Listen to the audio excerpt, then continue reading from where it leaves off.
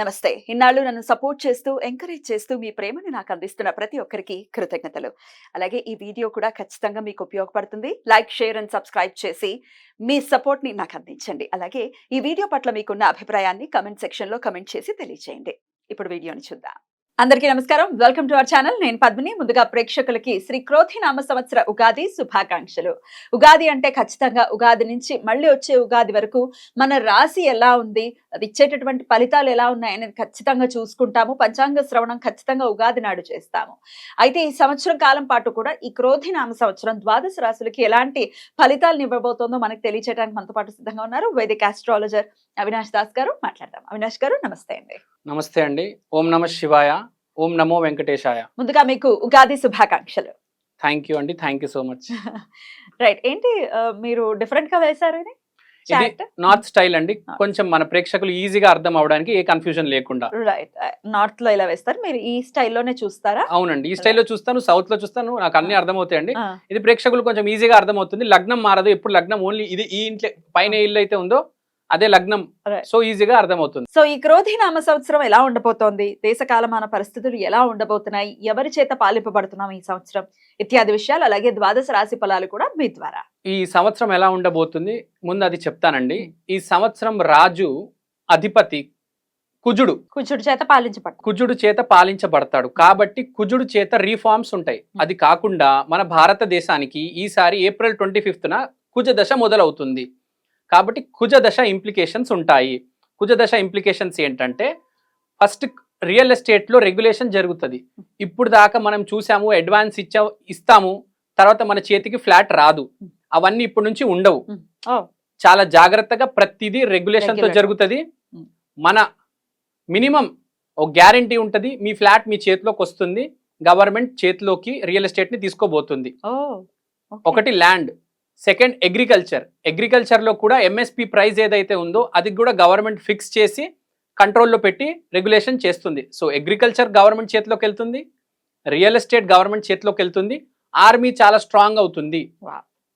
Army అనేది కుజుడితో control అవుతుంది కాబట్టి ఆర్మీ కూడా చాలా స్ట్రాంగ్ రూలర్షిప్ ఉంటుంది ఈ సంవత్సరం. అది కాకుండా ఈసారి భారతదేశం హిందూ రాష్ట్రం అయి తీరుతుంది. ఇది కంపల్సరీ, దీన్ని ఎవరు ఆపలేరు. భారతదేశం హిందూ రాష్ట్రం అవ్వటం ఏమిటి?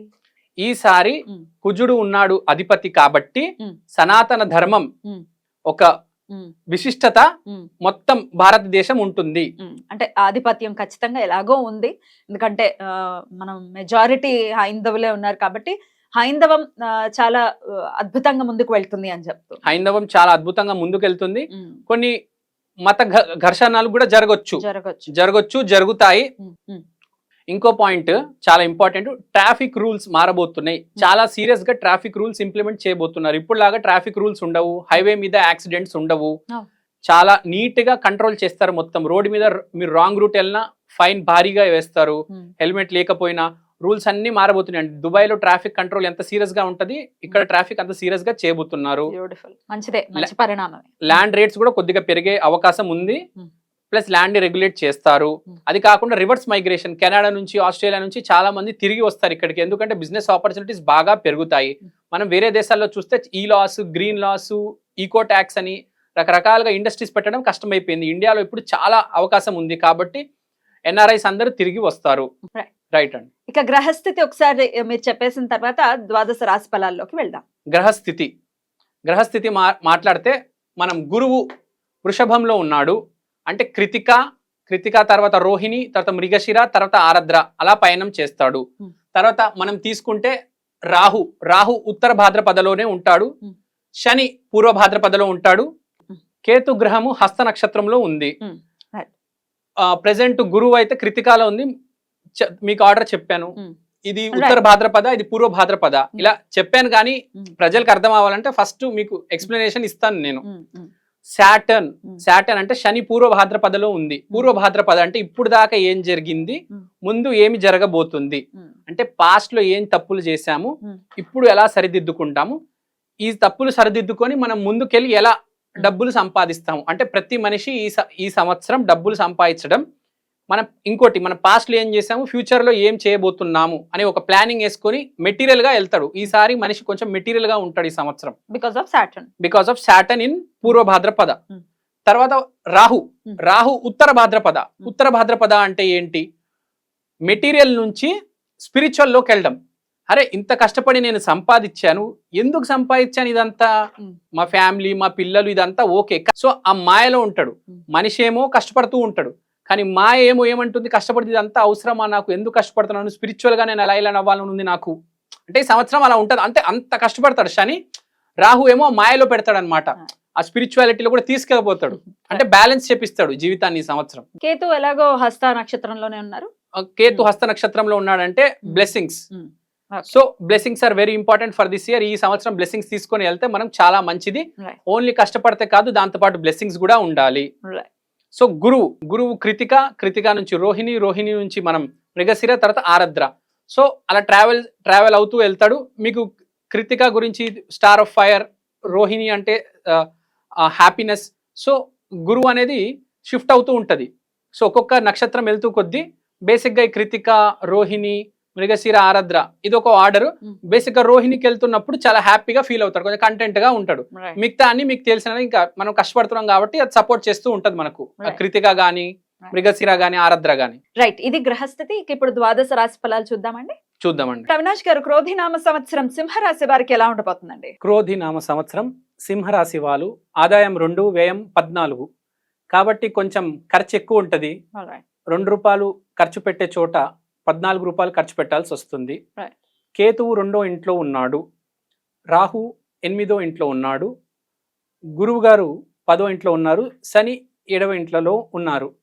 సో ఇప్పుడు కేతు 2వ ఇంట్లో ఉండడం వల్ల మాటతో వచ్చిన దోషాలు ఏవైతే ఉన్నాయో మంత్ర జపం చేయడం వల్ల తొలగిపోతాయి.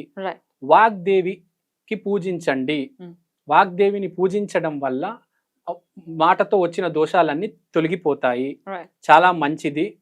సో ఫ్యామిలీ రెస్పాన్సిబిలిటీ అనేది అతని మీద వస్తుంది, అతను తీసుకుంటారు, సక్సెస్ఫుల్ గా దాన్ని డీల్ చేస్తారు. ఫ్యామిలీ రెస్పాన్సిబిలిటీ అంతా, ఫైనాన్షియల్ మ్యాటర్స్ అవన్నీ అతనే చూసుకుంటారు. ఫ్యామిలీని చాలా హార్మోనియస్ గా మంచి కండిషన్ లో పెడతారు.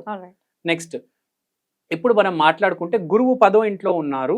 గురువు 10వ ఇంట్లో నుంచి 4వ ఇల్లుని చూస్తున్నారు. శని గారు కూడా అతని దృష్టి 4వ ఇంట్లో వేస్తున్నారు. కాబట్టి 4వ ఇల్లు చాలా ఇంపార్టెంట్ ఈసారి ఈ రాశి వాళ్ళకి. 4వ ఇల్లు అంటే ఇల్లు, గృహం ప్లస్ వెహికల్. సో ఇల్లు కొనే మంచి అవకాశం ఉంది. వెహికల్స్ కూడా కొనే మంచి అవకాశం ఉంది. 4th హౌస్ మదర్ కూడా చాలా హార్మోనియస్ గా హ్యాపీగా ఉంటారు. So family matters, family responsibilities తీసుకొని దానివల్ల వాళ్ళ మదర్ చాలా హ్యాపీగా ఉంటారు. వాళ్ళ మదర్కి చాలా మంచి సంవత్సరం. వాళ్ళు మంచి కొత్త ఇల్లు కొనే అవకాశం ఉంది. మంచి ఇల్లు కొంటారు, అది చాలా బాగా కలిసి వస్తుంది వాళ్ళకి. తరతరాలు కలిసి వచ్చే ఇల్లు అది. సో వెహికల్స్ కూడా కొంటారు ఈసారి వాళ్ళు. ఒక రకంగా చెప్పాలంటే ఈ రాశి వారికి, సింహరాశి వాళ్ళకి చాలా అదృష్ట సంవత్సరం ఇది. ఎందుకంటే ఇల్లు వస్తుంది, వాహనం వస్తుంది. ఇల్లు యోగం, వాహన యోగం ఎవరికి పడితే వాళ్ళకి రాదు. ఈసారి సింహరాశికి వచ్చింది, చాలా మంచి యోగము. అలా కాకుండా వీళ్ళ వాకు కూడా చాలా స్పిరిచువల్ గా ఉంటుంది. కేతువు 2వ ఇంట్లో కూర్చోవడం వల్ల వాకు కూడా చాలా పాజిటివ్ గా 10 మందికి నచ్చుతుంది. 10 మంది లైక్ చేస్తారు అతన్ని. ఈసారి సింహరాశి వాళ్ళ మాట వల్ల 10 మంది వాళ్ళకి అట్రాక్ట్ అయ్యి వాళ్ళ ఫాలోవర్స్ అవుతారు. దానివల్ల వాళ్ళకి పేరు వస్తుంది. వీళ్ళ ప్రవచనాలు కూడా చెప్పొచ్చు. స్పిరిచువల్ ఫీల్డ్ లో ఉంటే బాగా కలిసి వస్తుంది. ప్రీచింగ్స్ కూడా బాగుంటాయి. వీళ్ళ మాటలే ప్రీచింగ్స్ లాగా ఉంటాయి ఈ సంవత్సరం. ఎందుకంటే నాలిక మీద కేతువు వచ్చాడు కాబట్టి చాలా పాజిటివ్ గా, చాలా స్పిరిచువల్ గా ఉంటారు. సో శని భగవానుడు 7వ ఇంట్లో ఉండడం వల్ల బిజినెస్ అనేది ఆర్గనైజ్ అవుతుంది. శని అనేది డిసిప్లిన్, ఆర్డర్, బౌండరీ. కాబట్టి వీళ్ళ బిజినెస్ అనేది ఒక ఆర్డర్ వస్తుంది. కొన్ని బిజినెస్ చూస్తూ ఉంటాం మనము, ఏ ఆర్డర్ ఫ్రీక్వెన్సీ లేకుండా ఇన్పుట్ వస్తూ ఉంటుంది, అవుట్పుట్ వెళ్తూ ఉంటుంది. ఇన్ఫ్లో వేరు, క్యాష్ ఫ్లో కింద మీద అవుట్ ఉంటుంది, ఫ్లక్చుయేషన్స్ ఉంటాయి. సేవింగ్స్ అకౌంట్, కరెంట్ అకౌంట్ చాలా గజిబిజిగా ఉంటుంది. అలా కాకుండా చాలా ప్రాపర్ గా, ఆర్డర్ గా బిజినెస్ అనేది ఫామ్ అవుతుంది. హైయర్ కి ఏదైతే ఉందో వీళ్ళ బిజినెస్ లో అంతా లోవర్ స్టేజ్ నుంచి అప్పర్ స్టేజ్ దాకా మొత్తం వీళ్ళు ఎంప్లాయీస్ హైర్ చేసుకొని, ఎంప్లాయీస్ కి వాళ్ళ డ్యూటీ ఇచ్చి, బిజినెస్ ని ఆర్డర్ లో పెట్టి వీళ్ళు లేకపోయినా కూడా వీళ్ళు బిజినెస్ నడిచేటట్టు వీళ్ళకి మంచి వర్కర్స్ దొరుకుతారు ఈ సంవత్సరం.